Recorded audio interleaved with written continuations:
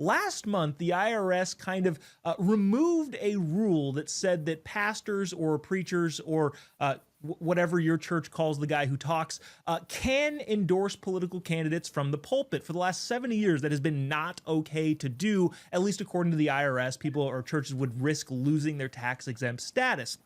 The New York Times then highlighted this guy, Reverend Jonathan Barker, in Kenosha, Wisconsin, when he planned a politically charged sermon for his parishioners. He found out the day before that he was going to deliver this sermon that he was fired. Now, the New York Times, Anthony, makes the case, well, look, some churches have hard and fast rules about this, and you can't get around those rules. They don't want any politics.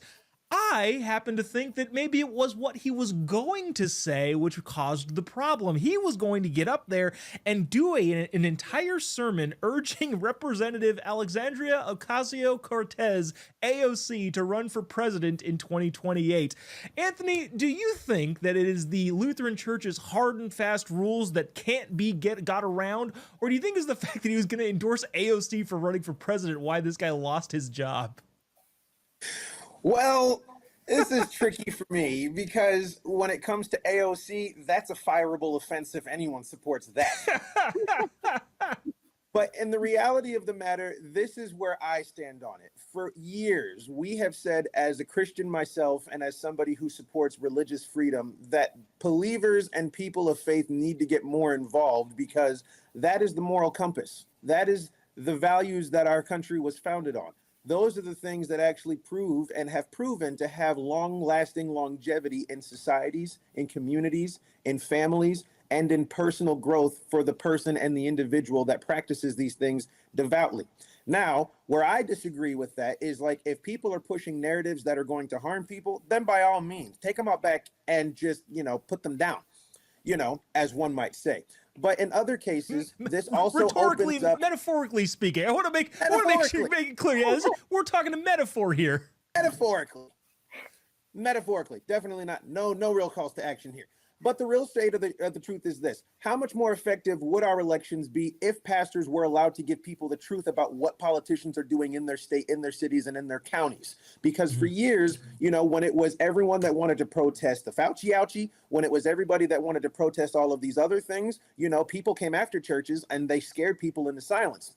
Now that this is taken away, people are given the options to have both sides be publicly spoken about, and now becomes the thing of what truth is going to prevail, and not your version, my version, but the version, especially when it comes to faith.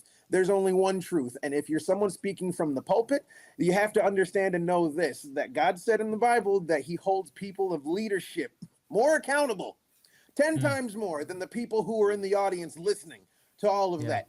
And so that's the bigger thing that people need to know and understand. But as far as AOC for president, I was just like, that's just one of those things that I hope will always just remain a fantasy. Justine, I think the biggest thing here is, right, they're trying to make the case of like, look, this still is kind of a big no-no. But again, I kind of think that, well, yeah, it's because what you said, not necessarily that you said something political, right? Like in, various churches, synagogues, other places of worship around the country, if you say something crazy, you're still, you have to face the consequences of saying something crazy, like having AOC run for president. I don't know. What are your thoughts? Well, notice the hypocrisy coming from the New York Times. Every time a Christian or pro-life group is shut down by the state for refusing to support murdering babies, suddenly they're angry that a preacher just can't go up on the altar, go up and say that AOC should be president or should be elected again.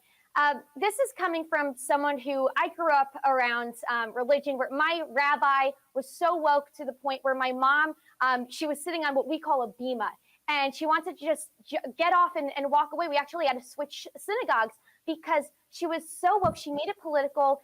She used what should have been a religious experience and a connection to God to bash this country and the country that grants us all the religious liberties that we have now. And it's very frustrating to see how the left can't decide whether to completely get rid of religion, attack Jews and Christians, or whether to rewrite both of our religions to justify their sin, to justify their transgressions. It's like they either hate Jesus or they claim he was a Venezuelan anchor baby. And we should support illegal aliens because Jesus apparently was one too. Yeah, geez, that's funny. Venezuelan anchor baby.